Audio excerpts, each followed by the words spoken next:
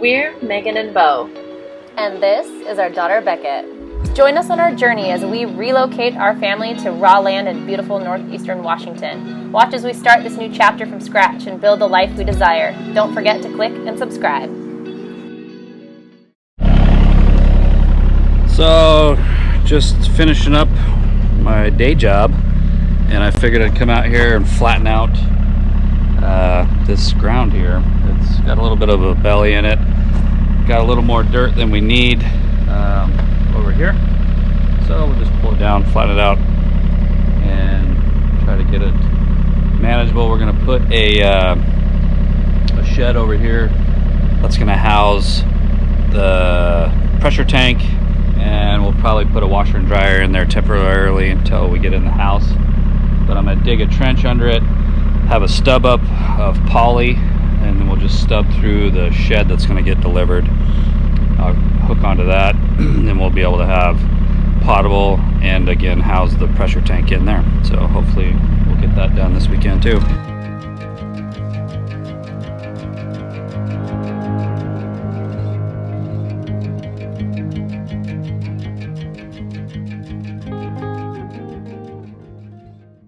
Got the water line dug. Made this go off over there to the pump house. Told me 4 foot, but this ground just caves in and ended up being closer. Or they told me, yeah, 4 foot, 5 foot. Oh, see, there you go. And then I found this giant rock. You guys can't really tell, but there's a rock the size of a Volkswagen right there. So I'm gonna have the backhoe come over and dig it out. Stay tuned. We'll level this out a little better. I need two more loads, one in the middle and one down by the pitless adapter.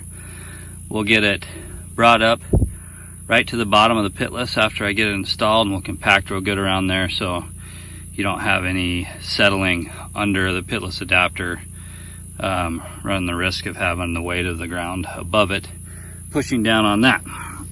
So we'll get, like I said, a couple more loads there. This is what it looks like prior to bedding. You can see all these sharp rocks, and it's not very hard to figure out why we're bedding it. This is actually too deep. Have Bill come over and pull out that rock that I showed you. You guys gotta see this thing. Let me get it uncovered. There it is. But it was a lot bigger than I even thought.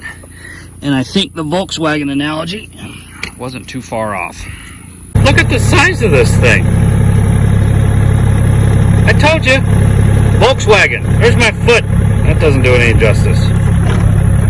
I'll get it out here and stand next to it. Can you tell? I bet it's all 3 feet tall. Volkswagen. Well, down in the hole. We'll lay out where the pitless adapter goes in. Get that drilled. She's freaking hot, boys. It's supposed to be like 107 this weekend or something. Which, we're in the north. We're not built for that. We're getting there. It's hot down here, boys. Dang! Well, 12 minutes later, we got a hole. Would have helped if I had my mag drill, which is what I intended to use. But the 2-inch bit for the mag drill was like, I don't know, 190 bucks or something. I figured, hell, I'll try this hole saw. I'll be honest, I didn't have much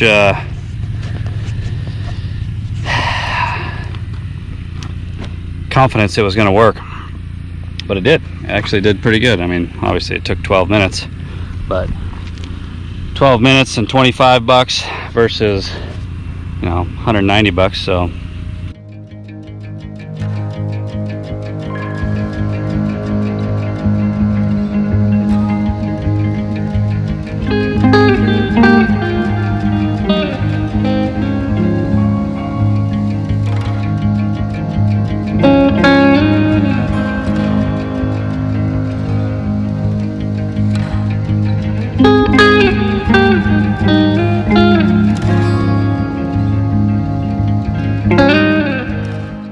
Just stabbed the pitless adapter down. Got the first T made up. Poly in the hole. Hooked up to the pitless. Got this dug to go over the well house. And we're gonna set a frost free right over there. So we're gonna take this roll of poly. We'll hook one into the pitless adapter. Measure out our 140 feet roughly. So the well's 152 feet deep.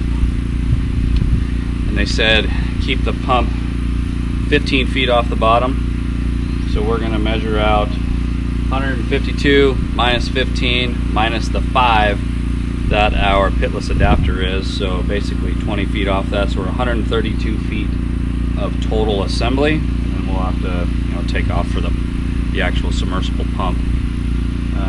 So we're gonna get that done, roll it out, get it all taped up with the electrical line next to it, get the thrust torque arrestor put on it, basically just get it ready to put it down the hole. So that's what I'm gonna do now.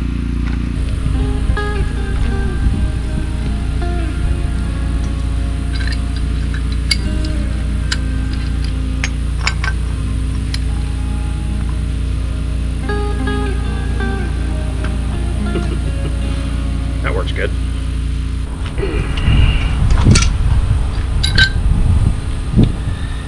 All right, we'll heat up the pipe, shove this in.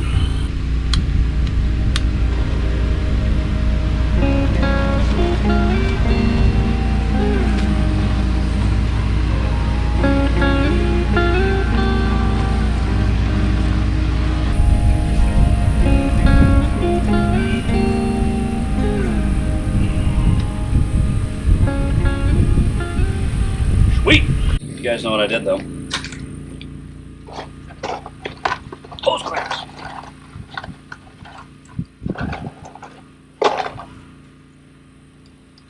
Just gonna say that this is standard procedure. You don't want the hose clamps to go on beforehand because they could go down and get gnarled in the dirt and not work. That's complete BS. I forgot again. Figured it'd be better to keep the screw part of this hose clamp away from the face of this pitless, because this has got to go down and catch the adapter that's already in the well, so you don't want anything here that could obstruct that from sliding down in there. Okay, screw that handle on, that way it'll help the poly lay flat. Measure it out, cut it, put the pump on.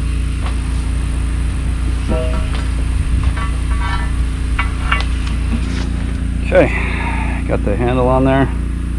I took the T off the end of it just so it'd be easier to screw into the pitless just now. And I'm going to try to unspool it off the Mini.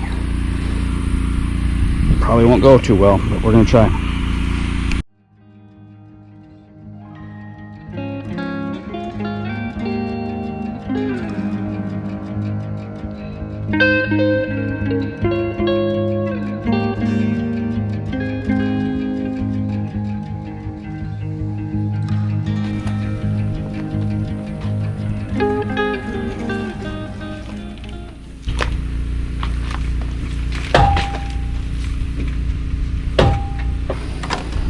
A little breeze today, that's making it nice for the heat. Torch doesn't like it. I rolled this out and let it sit in the sun for half an hour, and it sure helped to get rid of some of the memory. Especially this 1.25" SDR7. This stuff is made in America, actually not too far from us in Post Falls, which I was surprised.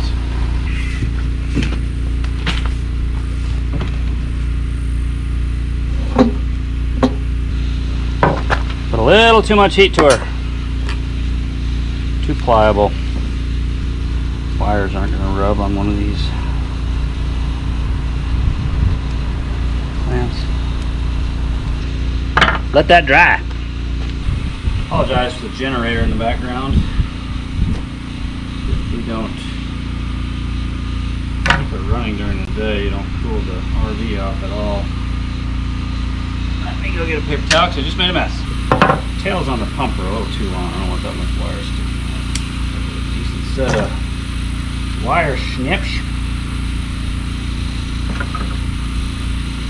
Just trying to take care that I don't cross these wires too much because I want them to lay flat on the pipe as we go down. All right. Good? Yeah. Only got one more take. I know.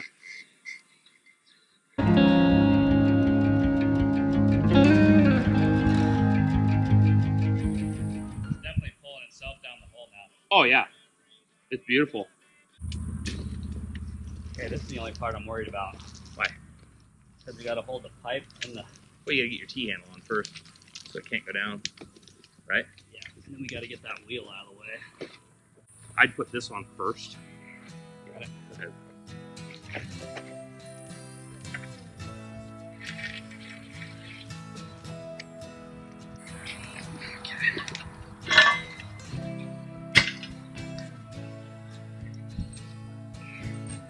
What's your picture?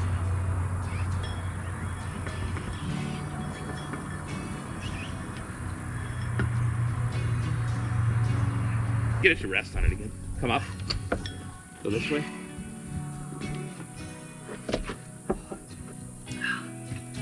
Woo!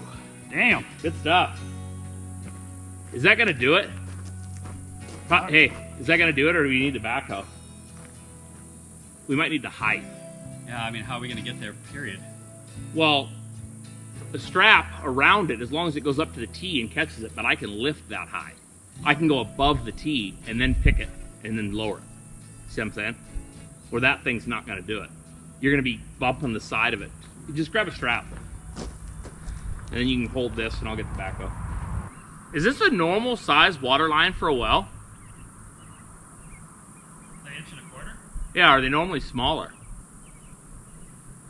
Just seems like a lot. You killer water. Grandpa said he runs an inch and a half on his place. Yeah, I mean, it just gives you more volume by the time you get out. I know my main feed into my house in Utah was only 1 inch. That's normal.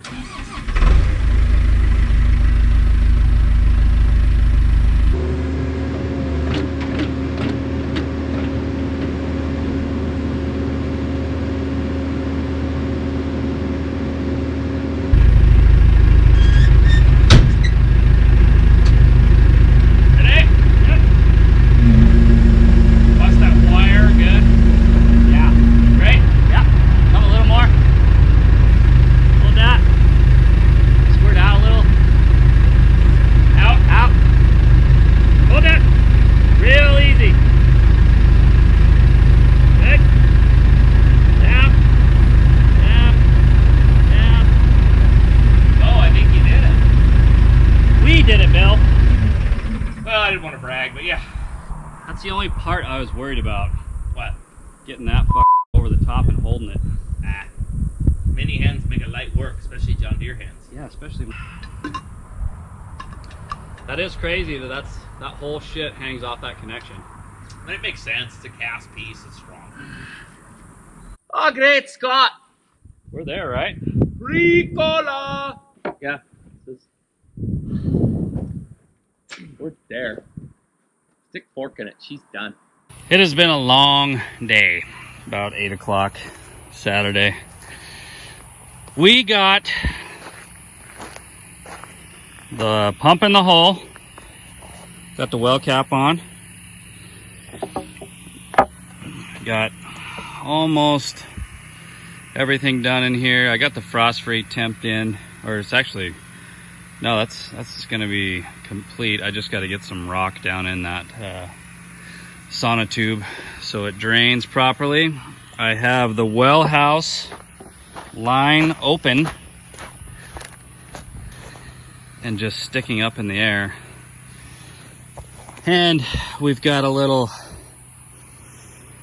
redneck ingenuity here. I do not have the pressure switch hooked up, but I do have it running through a breaker, so we are protected. I'm gonna check our voltage here locally, and we'll get ready to fire this thing up. Voltage checked out, so here goes nothing. Ooh, I heard a draw. Definitely a draw on the generator. Oh, it's coming, baby. Here it comes. Oh, yeah. Look at that. Woohoo! Oh, God. That probably looks awful to you people, but that looks great to me. Oh, yeah. Let's see if I can get this over here. Flooding the ditch. Oh, my God, that's beautiful.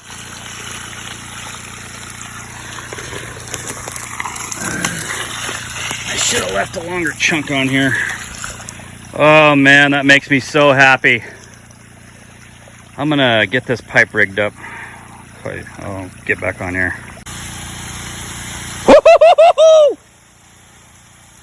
You guys don't know how happy I am to have this well flowing. I mean, it still looks pretty gross, but it's just a big milestone for the project to have well or water on the property. You start backfilling now. We don't have to go haul water from down the road. It's a huge deal. Just like I said, big milestone. Super happy to have it done. I never thought that, or I didn't think we wouldn't have water, but there's always a risk of how deep it's got to go, and you know, will you hit water, will you not? And luckily the wells in the area, they're all very typical or about the same, so I wasn't too worried about that. We did end up going like 15 feet more, which again at $65 a foot adds up, but I'm so happy that we have water.